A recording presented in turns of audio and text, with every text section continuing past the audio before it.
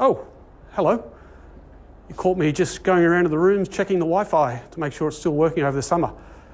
But hey, while I've got you there, let's cover a few of the changes or things we're offering from EdTech. So my name's Chad Bates, I'm IT Director, and we've been busy thinking about what's the best way to set up a hybrid teaching room where most of the students will be in the room, but we're certainly going to have a few students who won't be able to attend live. So, one of the key things that we know we needed was better quality audio. So, unboxing the wireless lapel microphone. It's fairly intuitive. It comes with a transmitter that plugs into the audio jack of your computer,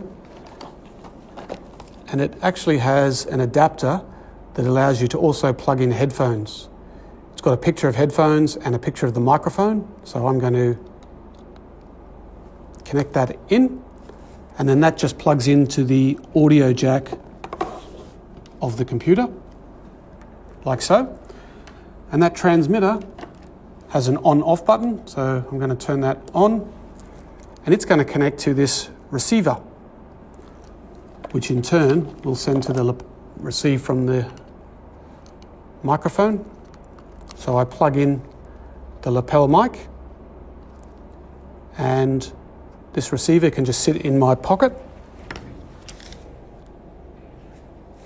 and hook up. The receiver also has an on-off button, and finally it includes a charging pack inside the set.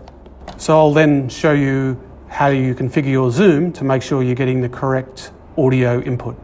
Now that you've connected your lapel microphone into the audio jack of the computer, you need to make sure in Zoom that that is in fact the microphone input that you're receiving. So you go to the mute button, and there's a little up arrow next to it, bottom left corner. I click that and select microphone. I don't want the built-in microphone. I'm going to use the external microphone. And let me just also check that the speaker is, no, I don't have headphones in, so I want to use the MacBook Air speakers. That's correct.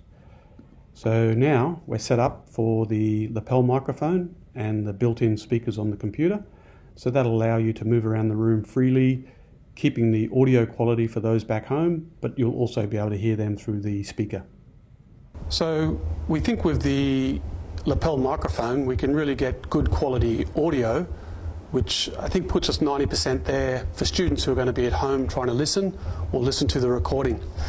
So a few other enhancements that we have done is some changes to Zoom, where we are able to set it to automatically record to the cloud, meaning any lessons are not saved locally on your machine, so they're not using any processing power, and then only you will have access to that cloud recording, and then you can choose to share it with students, possibly posting the link onto your learning management system, and I'll show you how to do that. What we're going to do now is have a look at the cloud recording, and you're going to browse to and log into zoom.us and go to your dashboard. It'll look something like this, and you're going to go to your settings. Now I've preset this, but you may want to check. So in settings, meeting, you're going to go to recording. And I feel like Zoom's quite intuitive in that you just work down the page. Okay, local recording, we're going to turn that off. We are going to record to the cloud. The benefit of recording to the cloud is it puts the processing power with Zoom, meaning your computer is not going to be running hot and trying to save a large file while you go on with your next lesson.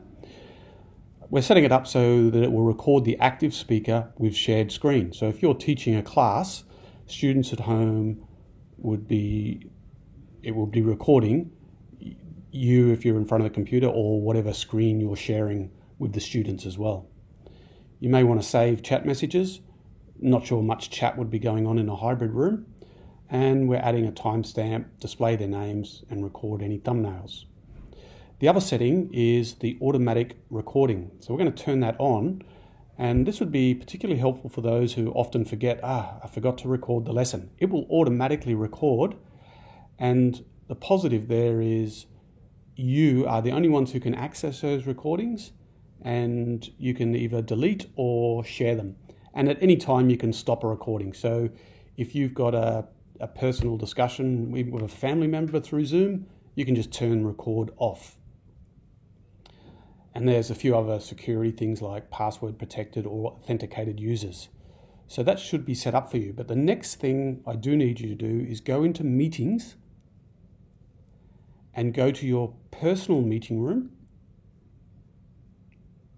and check that under the meeting options, you have record the meeting automatically in the cloud checked, turned on. If it's not, click edit this meeting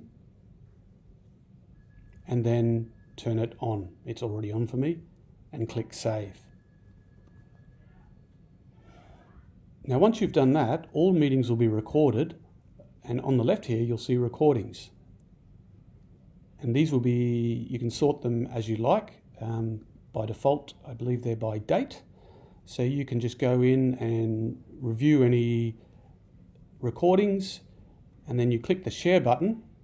And again, it gives you how you would like to share them. So for example, do you want to make them public? Only authenticated users can view them. An expiry date. Now a note on the expiry date, just due to the volume that we get, we've set an expiry of 30 days. So if you do need to save these longer than 30 days, you would need to download them to your Google Drive. And that's quite easy. If you go to the More button and then click Download, that will download the file for you into your Downloads folder, and you can either save it there locally or upload it to your Google Drive. So that's cloud recording in Zoom, and we're hoping that's just going to take a little bit of the pressure off in classes when you're really busy. Oh, there goes my phone. And sorry, just back here, I did forget, when you want to share your lesson with someone, once you've done all the settings, you just click copy, share information to your clipboard. That's then copied, and then you can paste that straight to your LMS, and students who weren't able to join live would now have access to that lesson.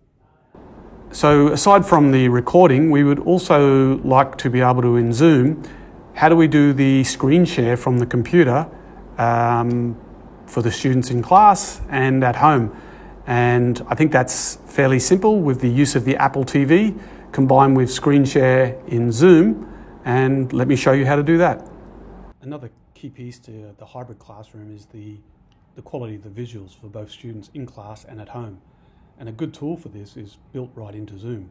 So you have your Zoom students connect in and then do a share screen. Now, whatever you share, because you're mirroring, it will be displayed through the AirPlay on the projector, and you can show the desktop of your computer. You could show a Chrome browser if you're having Google Docs. Another cool one is that you can actually connect to the iPad as well. So you can sort of do three things. You're connecting to the projector for the students in class, and at the same time, over AirPlay, you can also connect to an iPad. So if you're a teacher who likes to do a lot of writing on the board, that might be a good option for you.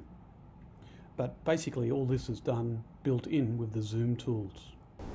Aside from the Zoom enhancements, we're looking at what hardware can best support you in the classroom. So we have what we believe is a good solution for audio. The MacBook Airs that you have can do pretty much all of this in combination with the projector and running Zoom. But if you feel as though you need a little bit more flexibility, a couple of other options that we can offer you would include a second laptop, which you may want to set up just to look after your Zoom and your audio quality, and then keep your teacher laptop separate. So that would be one of the older MacBook Pros, but it would work perfectly well for running Zoom. Additionally, and I think this is something we'd probably want a lot of teachers to move to, is using an iPad with a stylus. So I know a lot of our math teachers throughout the middle school and high school have already been using this, where instead of writing on the whiteboard, they use the iPad connected wirelessly to the projector. Now the iPad can connect wirelessly through Zoom as well, and the projector all at the same time. So that's another option if you would like to explore that. The benefit, in my opinion, of the iPad would be the quality that the students would see at home. So essentially they would see what you're writing on the iPad, and the students would see what you're writing on the iPad projected onto the screen.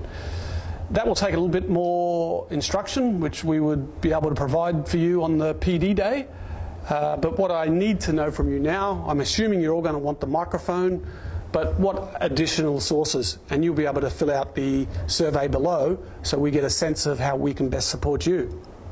So I think for a hybrid classroom, we're learning as we go, but I think it's going to be well set up.